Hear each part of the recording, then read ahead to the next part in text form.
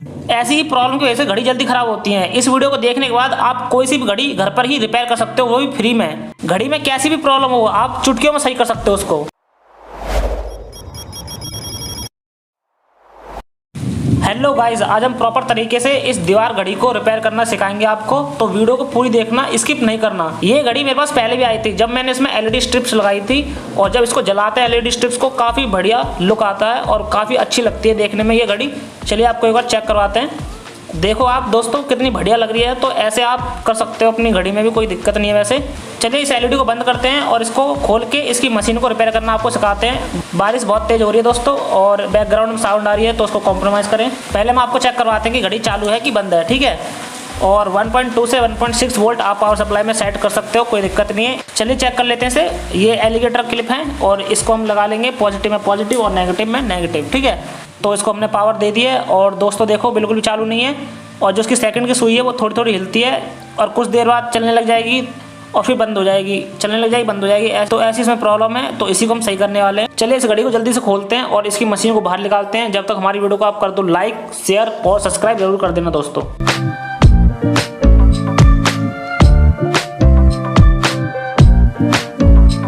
और ये शीशा आपको काफ़ी समझ के निकालना है, ना तो टूट सकता है, काफ़ी पतला होता है तो तुरंत ही टूट जाएगा, और सही जगह पे आपको रखना है इसे।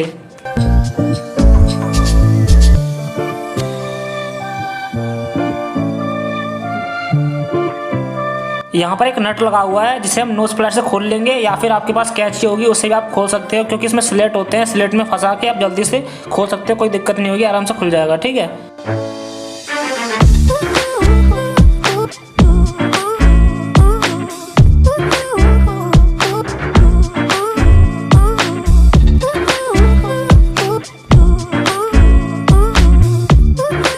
यह है सबसे इम्पोर्टेंट पार्ट घड़ी में, और इसके बिना घड़ी चल ही नहीं सकती, ठीक है।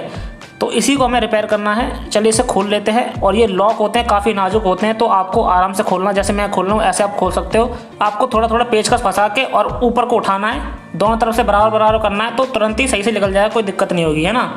तो इसमें 3 लॉक हैं और तीनों को निकालना है। आपको ये लाला सा गियर दिख रहा है जो कि टाइम सेट करते हैं जिससे, तो ये वाली मशीन में तो ये लगा हुआ है फिक्स है इसमें, और किसी किसी में निकल जाता है। इसको निकालने के बाद ही आप इसका कवर को निकाल सकते हो, ऐसे भी होते हैं कुछ मशीनों में, ठीक है। जब आप ऐसे मशीन खोल लोगे उसके बाद आपको देखना है गियरों में कि धूल मिट्टी तो नहीं जमी, क्योंकि उसकी वजह से भी ये बंद हो जाती है। तो आप सेल को लगा के देख सकते हो कि उसकी वजह से है प्रॉब्लम या फिर अंदर है। तो इस मशीन में जो प्रॉब्लम है वो उसकी पीसीबी में है, जिसपे की मोटर लगी हुई है, जिसे हम लेवेट या स्टेपिंग मोटर बोलते हैं, जो कि रन करवाती है सारे गियरों को। तो इसी पीसीबी में पैड्स बने होते हैं कॉपर के, जिनमें पावर सप्लाई जाती है सेल की, और जिससे कि मोटर रन करती है। तो इनमें रस्टिंग हो जाती है, मतलब कि जंग लग जाती है इसमें, है ना। तो आप क्या कर सकते हो कि रस्टिंग छुटा दो तो ये प्रॉब्लम सॉल्व हो जाएगी। और अगर प्रॉब्लम नहीं सॉल्व होती है तो यहाँ पर कैपेसिटर लगे होते हैं जो कि ड्राई सोल्ड हो जाते हैं, मतलब कि इनकी जो सोल्डरिंग होती है वो टूट सी जाती है एक तरह से, ये कह सकते हो। और यहाँ पर ये कॉइल लगी होती है और इसकी भी सोल्डरिंग एक तरह से टूट जाती है। तो आप क्या कर सकते हो, यहाँ पे दोबारा से सोल्डरिंग कर दो एक बार दोबारा से, तो ये प्रॉब्लम सही से सॉल्व हो जाएगी, कोई दिक्कत नहीं होगी, है ना। तो ऐसे आप कर सकते हो।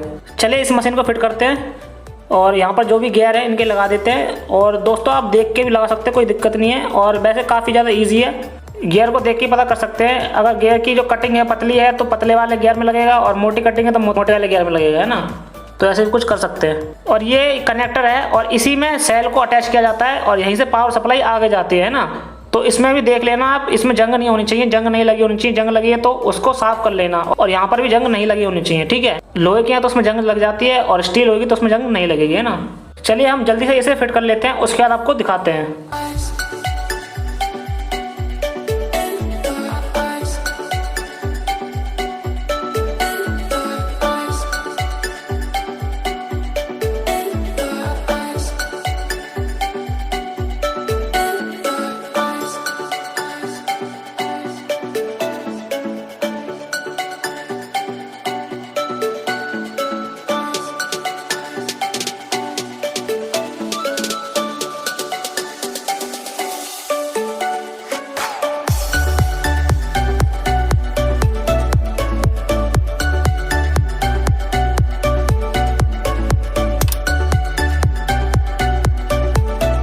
हमने सारे गियर इसमें लगा लिए हैं और सही से असेंबलिंग कर ली है इसकी। चलिए चेक करते हैं कि ये मशीन रिपेयर हुई कि नहीं हुई, ठीक है। तो हमारी मशीन सही से काम कर रही है, एकदम प्रॉपर तरीके से रिपेयर हो चुकी है, और देख लो एक बार ऐसे काम करती है ये।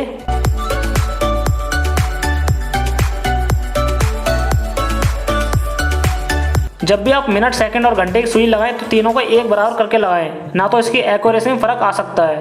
मतलब कि जब 12 बजेंगे तो 12 मतलब प्रॉपर सुई जो 12 पे नहीं रहेगी, थोड़ी आगे पीछे रहेगी, तो ये ज़रूर ध्यान रखें। हमने पूरी घड़ी को सही से फिट कर लिया है और चलिए अब चेक करके दिखाते हैं आपको ये कैसे काम कर रही है। इसमें पावर दे देते हैं और यहाँ पर हमारी मशीन सही से काम कर रही है और सही से रिपेयर हो चुकी है। तो दोस्तों देखा आपने, ऐसे ही घर पे आप रिपेयर कर सकते हो बिल्कुल फ्री में किसी भी घड़ी को ईजी तरीके से, है ना। चलिए हम फिर मिलते हैं किसी नई वीडियो में।